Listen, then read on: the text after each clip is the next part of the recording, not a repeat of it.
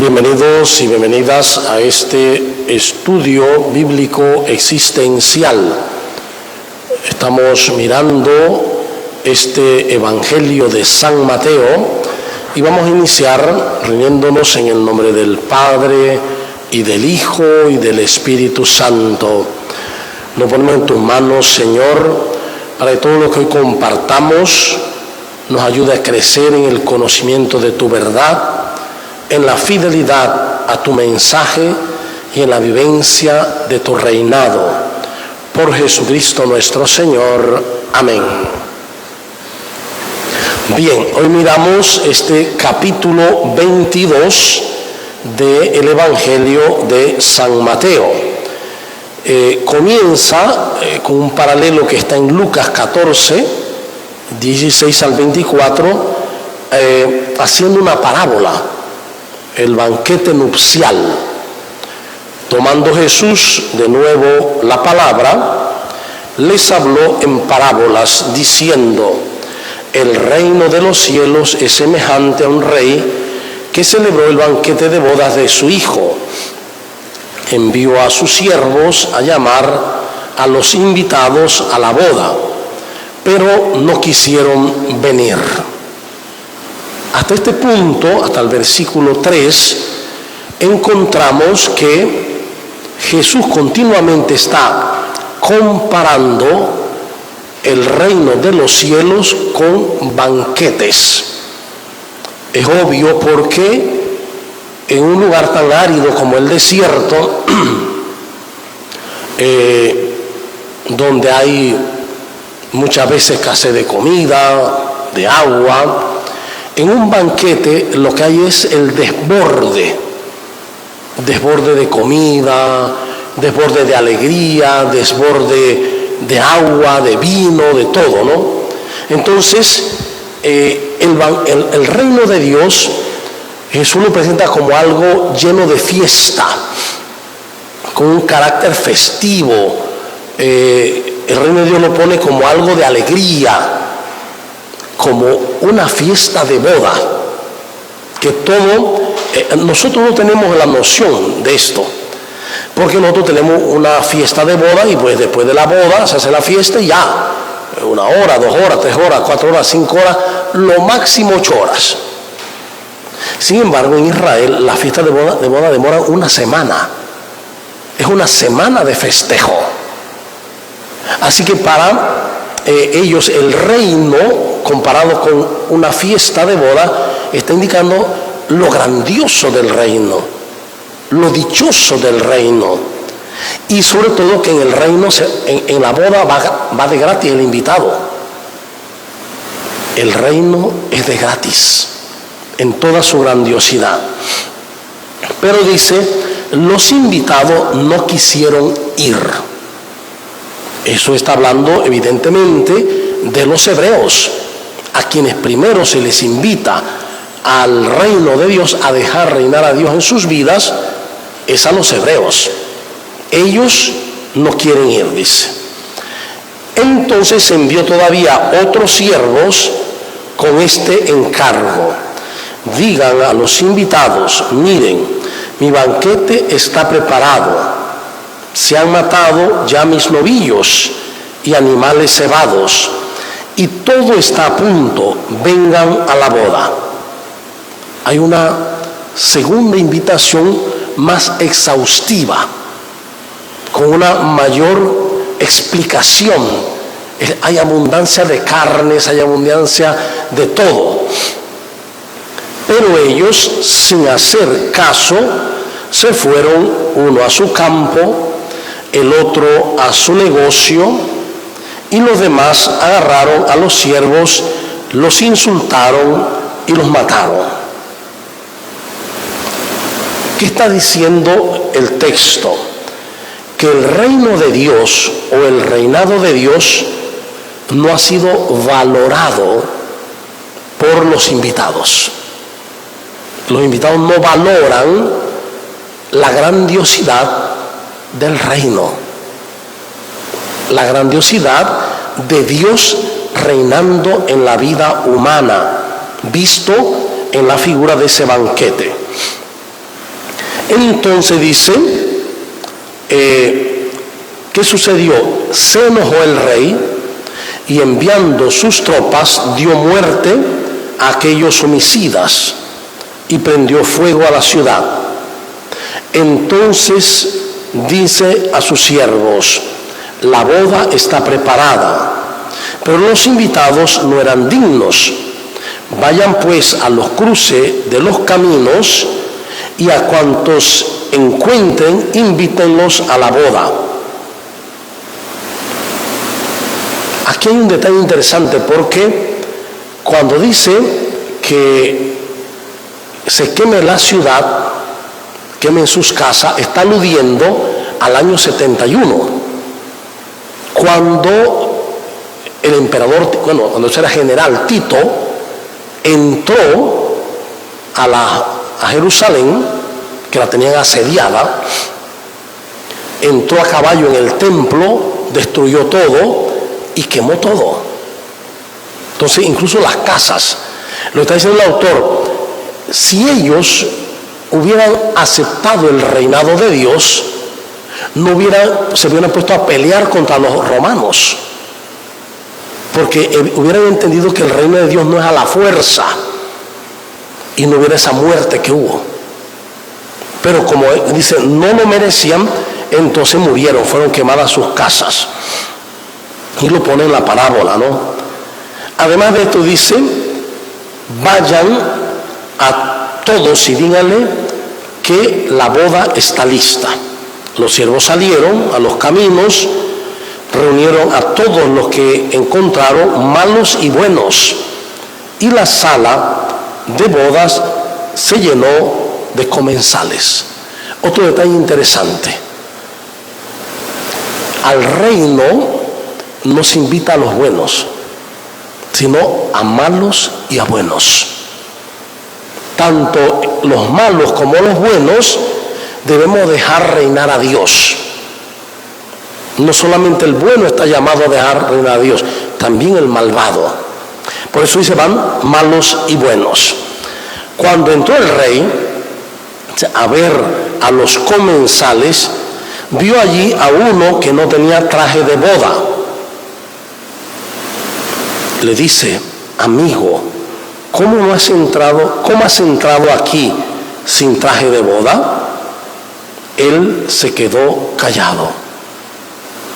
Es interesante que, invitando a todos, malos y buenos, evidentemente, si lo invitó de allá para allá, no iban a ponerse vestido de boda, venían de los campos de la...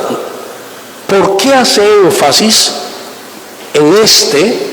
No dice, mirando había un malvado. No dice la condición, si era malo o bueno. Lo que sí dice era que no estaba vestido de boda. El vestido de boda se refiere al vestido bautismal. Los bautizados, para poder participar del banquete del reino, que desde los primeros momentos entendieron que era la Eucaristía, banquete del reino, había que haber estado vestido de boda. En otras palabras, tenía que ser un bautizado, porque solo el bautizado, cuando lo bautizaban, le ponían el alba.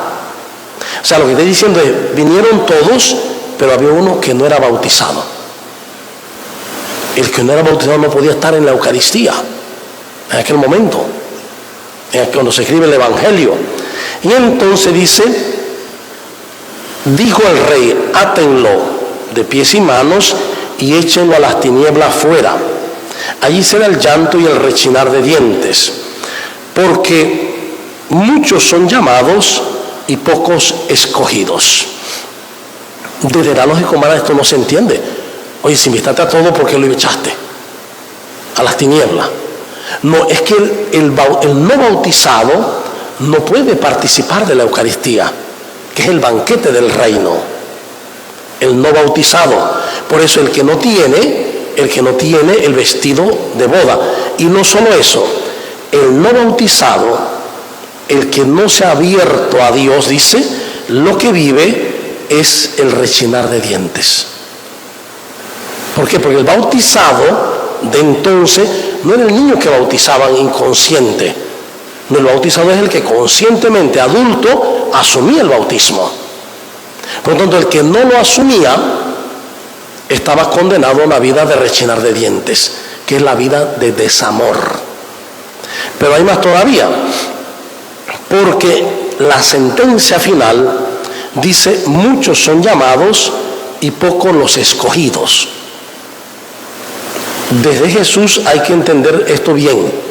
Todos son llamados, pero pocos responden ahora a ese llamado.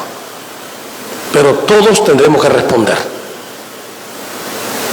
Esto es sí o sí. Todos tendremos que responder. Entonces es importante entender esto, que Dios siempre está llamando. Y el llamado de Dios no es para sufrir, no es para que, no, es para que vivas la fiesta del Cordero, la alegría del reino. Ese es el llamado. Luego hay otro punto, hay un salto, cuando va al versículo siguiente y dice: el tributo debido al César. Hay otra enseñanza profunda en la vida de los creyentes. Entonces los fariseos se fueron y celebraron consejo sobre la forma de sorprenderlo en alguna palabra. Los fariseos querían sorprender a Jesús. Esto es el versículo 15 en adelante.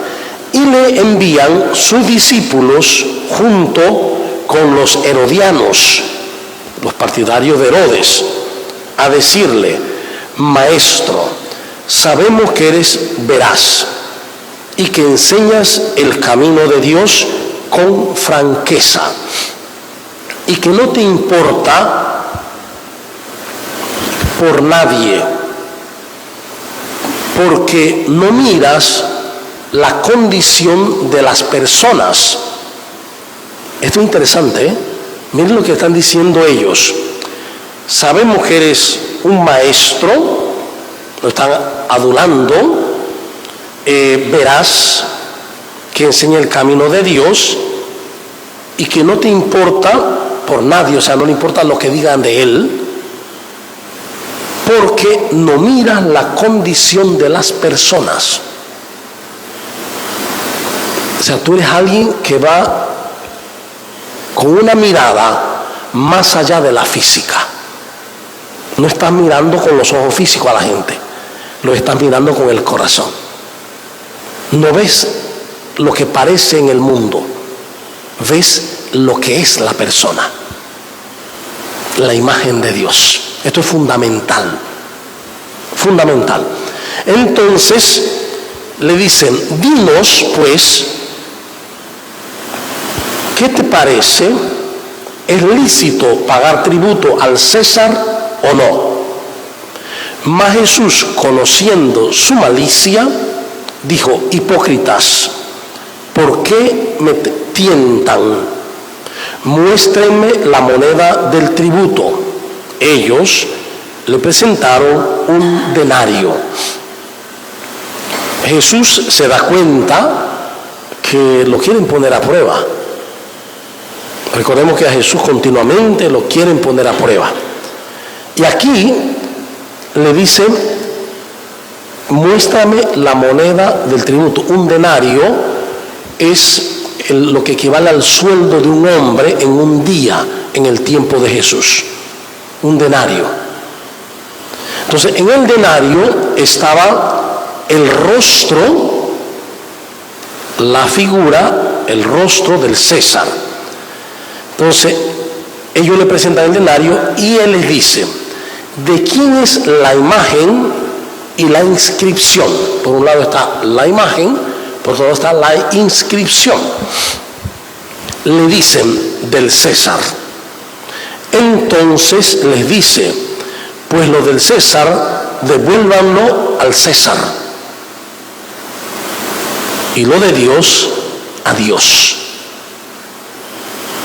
Que lo usamos con mucha libertad, con mucha frecuencia. Está al César lo que es del César y a Dios lo que es de Dios.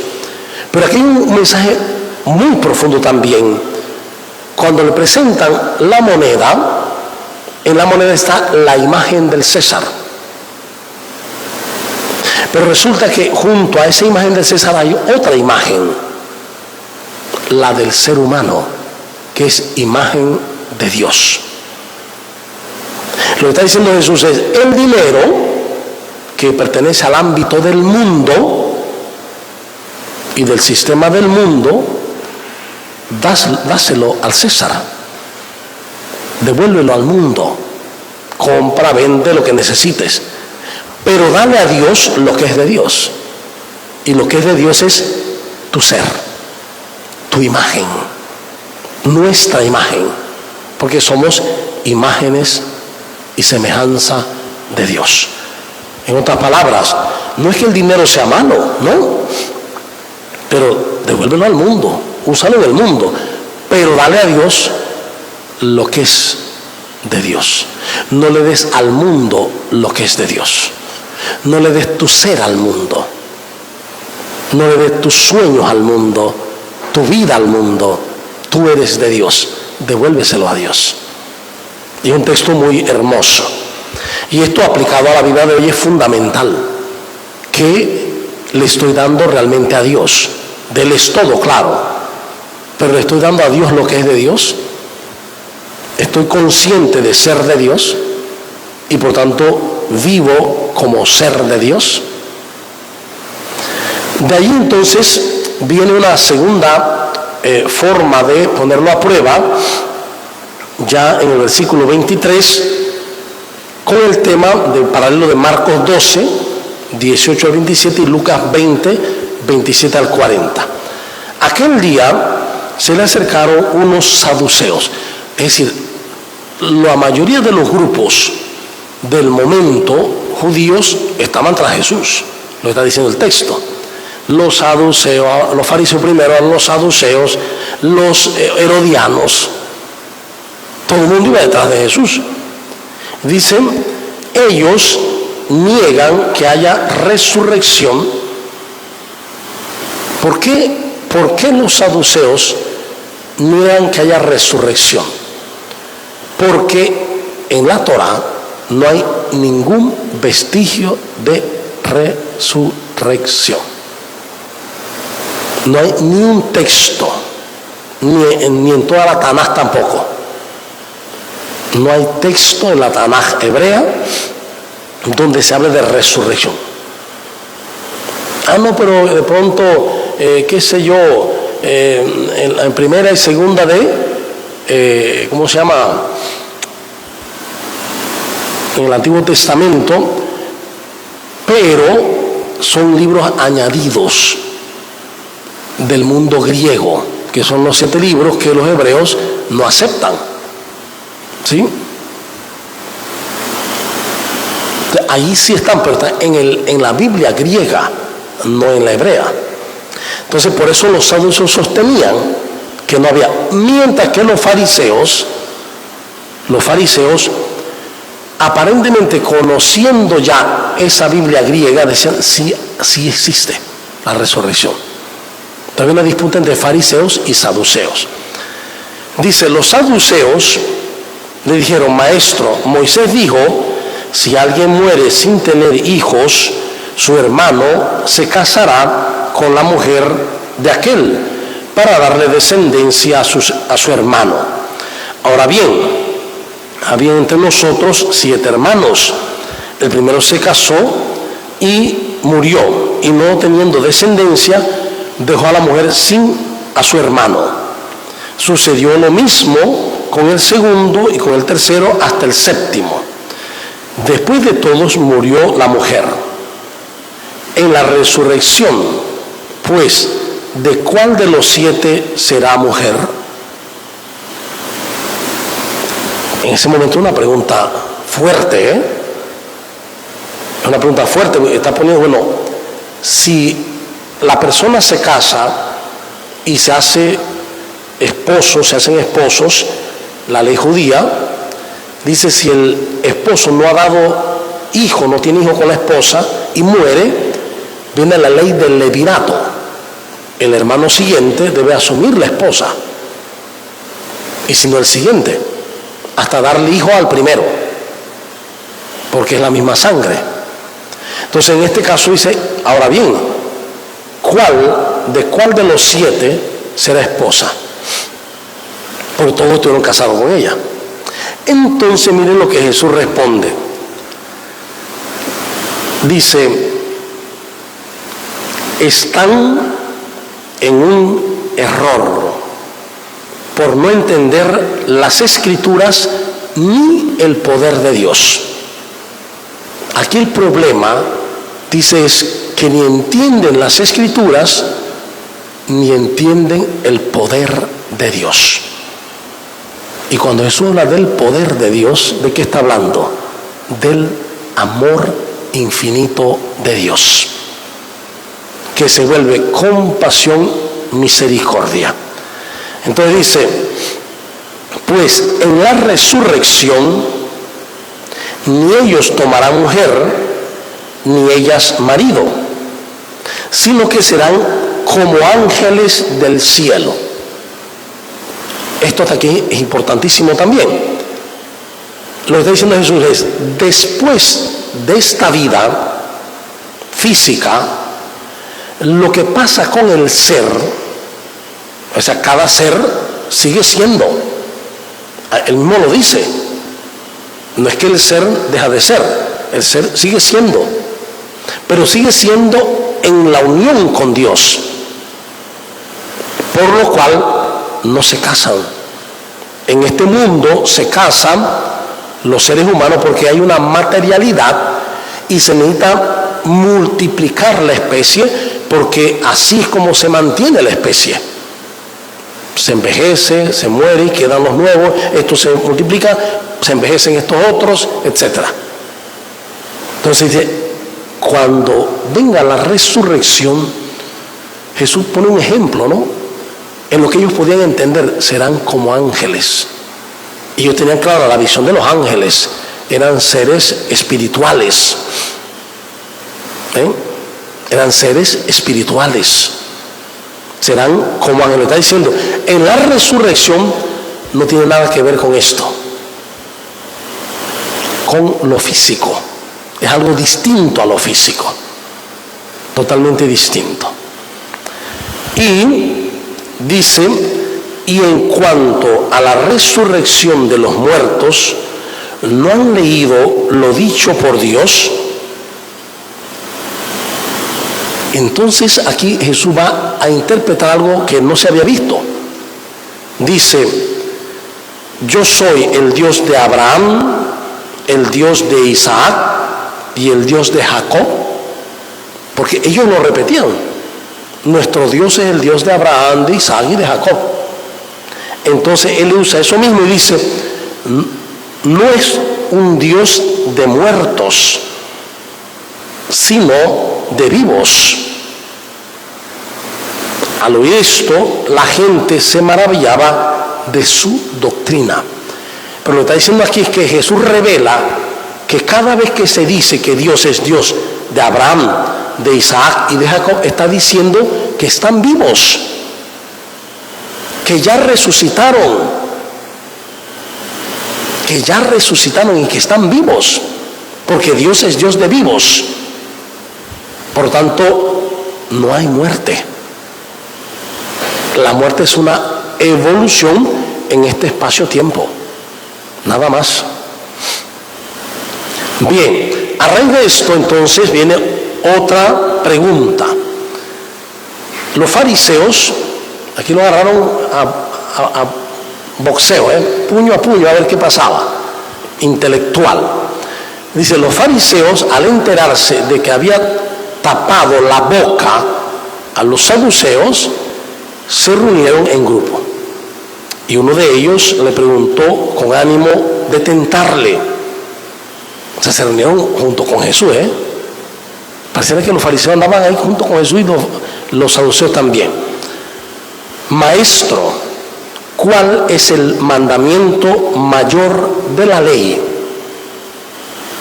Aquí en este versículo es importante, el 35, entender que en el tiempo de Jesús, cuando se habla de la Torá, no solamente se habla de los 10 mandamientos, sino también de los mandamientos de pureza o de impureza y de otros más mandamientos que luego van a ser puestos de manifiesto en el Talmud y llegan a ser 613 preceptos que coinciden, había una idea, con hablan los 613 músculos y huesos del ser humano, etcétera, ¿no? ¿Qué pasa? Para los hebreos en ese momento, fallar cualquier mandamiento era grave. Si Jesús decía uno de ellos, quedaba mal, porque quedaba diciendo que había mandamientos mayores o menores. Lo mismo que también en la parte anterior, si Jesús hubiera contestado sobre la moneda, si hubiera dicho sí hay que darle tributo al César, entonces lo hubieran visto como traidor de los judíos. Y si hubiera dicho no hay que dar tributo, entonces lo hubieran visto como insurrecto de los romanos. O sea, las dos respuestas eran de condena. Igual ahora, ¿cuál es el mandamiento más importante? Lo que él dijera, si asumía cualquiera de los mandamientos, entonces lo iban a acusar. Que dijo que este es importante y el otro no. La respuesta de Jesús fue: amarás al Señor tu Dios con todo tu corazón, con toda tu alma, con toda tu mente. Este es el mayor y el primer mandamiento. El segundo es semejante: amarás a tu prójimo como a ti mismo. De estos dos mandamientos cuelgan toda la ley y los profetas. Fíjense que está tan claro, porque hay textos que son un poco oscuros, difíciles de interpretar, pero este texto es un texto muy claro. Ante la respuesta de Jesús queda clarísimo. ¿Cuál es el mandamiento más importante? Amarás al Señor tu Dios, etcétera, etcétera. Y el segundo es semejante. Fíjense: amarás a tu prójimo como a ti mismo. Y allí todos quedaron callados, porque dice: de estos dos mandamientos cuelgan toda la ley y los profetas. Entonces, la pregunta es: ¿por qué nosotros no logramos entender esto? Porque nosotros no vemos en las comunidades, en los grupos, en la casa, los cristianos, que lo más importante es esto. Porque Jesús lo dijo. No lo vemos como lo más importante. Incluso a veces lo dejamos de un lado. Lo importante es esto, lo otro, una velita, postarme así, hacerlo así. No nos damos cuenta de la profundidad de ese texto. ¿Qué sería de nuestras comunidades cristianas, de los presbíteros, de los diáconos, de los obispos, del pueblo fiel, de todo el pueblo santo fiel de Dios, si viviéramos estas dos cosas como máxima?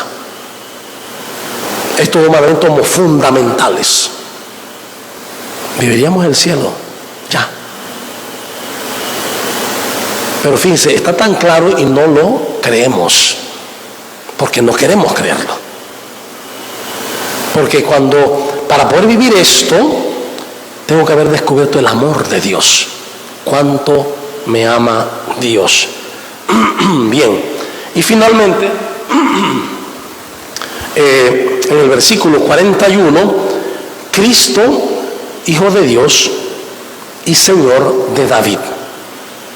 Estando reunidos los fariseos, le propuso Jesús esta cuestión. Ahora Jesús le propone: ¿qué piensan acerca del Cristo? Claro, Jesús no tiene que haberlo hablado así. Jesús le ha dicho: ¿qué piensan ustedes del Mesías? Del Mesías. Cristo es en griego, ¿no? Del Cristo. ¿De quién es hijo? Le dicen: de David. Movido por el Espíritu, le llama Señor, dice, le llaman Señor cuando dice: dijo el Señor a mi Señor, siéntate a mi derecha hasta que ponga a tus enemigos debajo de tus pies. Si pues David le llama Señor, ¿cómo puede ser hijo suyo? Nadie era capaz de contestarle nada. Y desde ese momento y desde ese día, ninguno se atrevió ya a hacerle más preguntas. Fíjense lo que dice Jesús. Es que en la Escritura dice: Dios le dijo el Señor a mi Señor: siéntate a mi derecha hasta que te ponga a tus enemigos debajo de tus pies. Dijo el Señor a mi Señor. Entonces, eso lo usa él. ¿Cómo pues David lo llama Señor? ¿Cómo puede ser hijo suyo? Porque Jesús no era hijo de David, sino descendiente de David. Y por eso él se llama hijo de David. Pero no es porque es hijo directo, es descendiente. Y bueno, les cayó la boca. Es decir, Jesús utiliza, y dice el texto, la luz del Espíritu Santo para responder. El Espíritu Santo es el que lo iluminaba siempre para responder. Entonces hoy podemos mirar, podemos quedarnos con muchos detalles de este texto, pero el central es el mandamiento más importante, que hoy por hoy nuestras comunidades, laicos y pastores, necesitamos creerlo y asumirlo. ¿Qué es lo más importante en todo? En cualquier pastoral: amar a Dios con todo el corazón, con todo el alma, y al prójimo como a uno mismo. Ahí está todo. En el paralelo de Lucas va a decir: el que vive esto ya cumplió la ley y los profetas. Bien, entonces lo dejamos aquí para ver las preguntas, ideas, etcétera.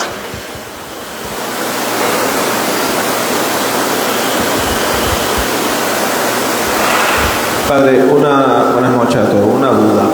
La Torá es la ley judía. Como ellos, yo lo entiendo así. La Torá es, básicamente, los judíos no creían en la resurrección, nunca creyeron en Jesús. Básicamente fue un antagónico de ellos. Muchas ideas que no compartían, y hasta el sol de hoy es así. ¿Qué diferencia hay entonces entre la Torá y el Antiguo Testamento? Bien, primero los judíos, unos grupos creían en la resurrección y otros no. Pero los saduceos no creían, los fariseos sí creían. La Torá, mal traducida por ley, porque no se debe traducir así, la Torá en realidad significa camino a seguir, sabiduría a seguir, enseñanza. La Torá. Y la Torá contiene los 5 primeros libros, lo que nosotros en el Antiguo Testamento tenemos como el Pentateuco, ¿sí? El Génesis, el Éxodo, el Levítico, Números y Deuteronomio. Para ellos es la Torá. En nosotros está como Pentateuco. Y luego los demás libros, excepto esos 7 que tenemos nosotros, que son de origen griego, ellos le llaman la Tanaj. La Tanaj es toda. La Tanaj es todo el libro, o todo el compendio de volúmenes, porque ellos no tienen libro así. Ahora pues sí ya, pero ellos tenían rollos. Entonces ellos tenían dividido el compendio, todo el compendio era la Tanaj, y estaba dividida en Torah, en Nevi'im y Ketuvim. Los Nevi'im eran los profetas y los Ketuvim son los escritos. En otras palabras, la Biblia, la Tanaj hebrea es muy parecida a la nuestra, casi idéntica. Algunos detalles de traducción nuestra que varían en traducción. Otros detalles más grandes también varían, claro. Pero el texto es similar. ¿Incluyendo el Nuevo Testamento? No, entonces, el Nuevo Testamento sí no pertenece a los hebreos, sino que viene de Cristo para acá. Y se escriben entre los años 70 al 110. Después de Cristo. Es decir, 40 años más o menos después de haber muerto y resucitado el Señor, se escriben los textos, los evangelios, porque ya Primera Tesalonicenses se escribe en el año 51. ¿Eh? En el otoño del 51 se escribe Primera Tesalonicenses, es la más antigua, muy cerquita, del 33 al 51, poquitos años ahí. Pero ya los evangelios se escriben más adelante. A mí me llama la atención, por ejemplo, tengo una amiga que hace poco vino de Turquía y dice que fue a la casa donde vivió María. La casa donde vivió María está en Turquía, según entiendo. Entonces, veo que algunos libros de la Biblia, por ejemplo, Tesalonicense, es el gentilicio de Tesalónica, que es un lugar de Turquía, ¿no? Pero eso significa que fue escrito ahí. No, lo que pasa es que, Tesalonicense fue escrito en Tesalónica, que pertenece a los griegos, a Grecia. Turquía fue un lugar donde la gente pues fue mucho a evangelizar. No se llamaba Turquía antes, se fue a evangelizar allí. Pero la casa de María está en lo que hoy es Palestina. Nazaret está en el área de Palestina. Entonces, para ir allá hay que tener pues permiso ahora. Y bueno, es el lugar de la casa de María, porque esa casa ya no existe. Pero se reconstruyeron y se hicieron templos, etcétera, ¿no?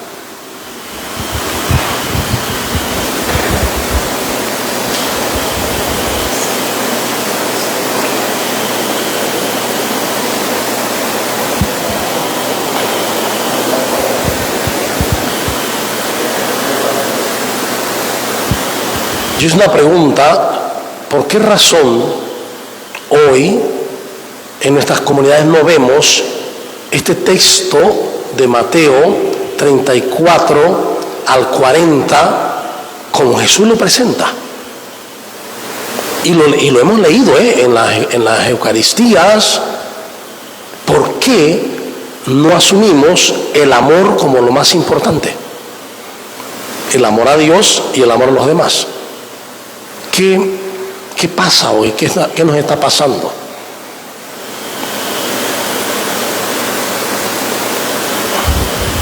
Buenas noches, padre. Ahí en ese sentido, yo pienso que a veces ocurre que vamos viviendo como una manera como, no sé si decir, indiferente a la gracia, ¿no? A tantos dones que el Señor nos da, que como siempre los hemos tenido, como que no nos damos cuenta. O sea, es como cuando un niño ha tenido todo. Tiene comidita, tiene donde dormir, tiene el amor de sus padres, tiene juguetes, tiene todo. Como que muchas veces no lo valora. Mientras tanto, a veces los niños Las personas que carecen de muchas cosas materiales, cuando esas cosas materiales llegan a su vida, como que wow, se fascina, ¿no? Entonces quizás nosotros hemos dejado de fascinarnos porque, bueno, tenemos tantos dones y tantas cosas que siempre las hemos tenido, y entonces como que se nos hacen como comunes, pues, que no nos maravillamos de las cosas que realmente tenemos. Y lo vemos como algo como muy normal y no algo tan maravilloso como incluso el hecho de que el Señor murió por amor a nosotros, pero no se quedó muerto, que resucitó. Entonces, eso lo escuchamos, lo decimos, lo repetimos, pero en el fondo quizás no lo experimentamos con la fuerza de lo que significa, ¿no? Y lo podemos ver, como usted lo ha mencionado en otras ocasiones, en las Eucaristías, que cuando vamos a la Eucaristía de repente vemos tantas bancas vacías, y muchas veces consideramos como que, bueno, es que la misa importante o la Eucaristía importante es la del domingo, y el resto de la semana como que es menos importante, o cuando hay una celebración presidida por alguien en particular, esa es una celebración más valiosa que otra. Entonces, sin tener como esa conciencia de qué se vive en cada Eucaristía, ¿no? Y siento que eso son cosas que quizás nos falta ese reavivar, de tener conciencia de que, tomar conciencia de qué es en lo que nosotros creemos, y si realmente es lo que creemos o simplemente decimos creer. Dice Aparecida que la nueva evangelización no debe realizarse buscando adeptos, no es por adeptos, sino por fascinación atrayente,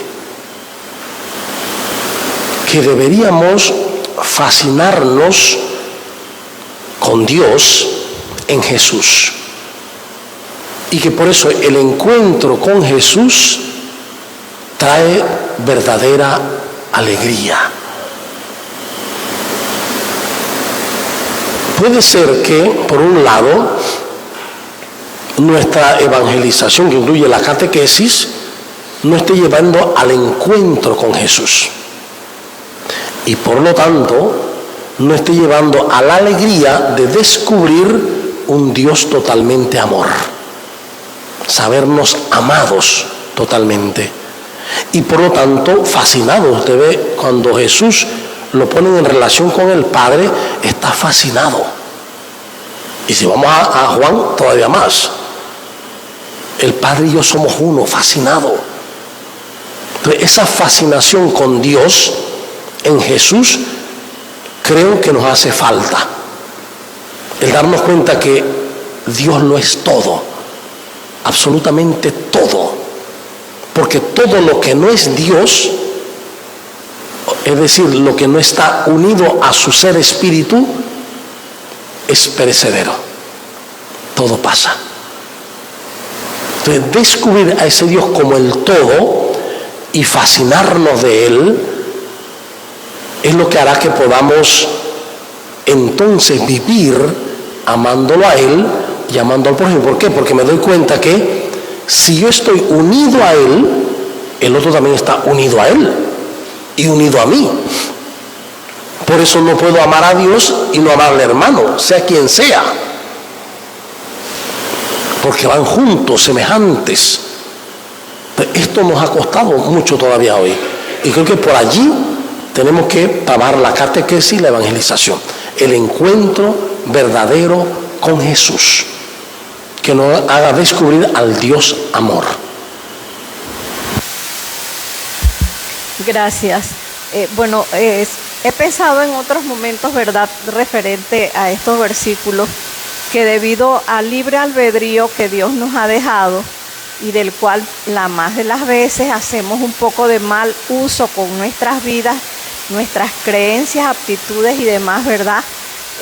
Se han dado a través de la historia muchas situaciones donde el género humano ha llegado a puntos bien álgidos, y yo siento que en este momento, por las políticas en casi todos los países del mundo, estamos viviendo unas épocas muy duras y muy difíciles porque hemos apartado el amor de Dios de nuestras vidas. Pero definitivamente Dios tiene un propósito con las vidas de todos nosotros. Jesús no murió en vano, por lo tanto, ese plan se va a cumplir, tal vez más largo porque nosotros lo estamos haciendo difícil, pero de seguro que como Él nos ama tanto, ¿verdad? Dios, la Santísima Trinidad, el plan se va a cumplir a pesar de nosotros. Pero yo siento que es debido a esas circunstancias. Exactamente, muy bien. Podemos retrasar el proyecto. Se puede retrasar en el tiempo, pero se cumplirá porque ya se cumplió. Porque ya el hecho se dio. Jesús murió y resucitó. Lo que queda es que nosotros en el espacio-tiempo vivamos la alegría de la resurrección, la alegría de la vida, la alegría del amor. Bien, entonces terminamos con una oración. Te damos gracias, Padre de misericordia, por el don de tu palabra, por tu Hijo Jesucristo, por tu Espíritu Santo que nos ilumina, que podamos como María guardar en nuestros corazones tu palabra para hacer la vida en cada momento y en cada ocasión. Por Jesucristo nuestro Señor. Amén. En nombre del Padre, y del Hijo, y del Espíritu Santo. Mil bendiciones, y nos encontramos el próximo martes, Dios primero.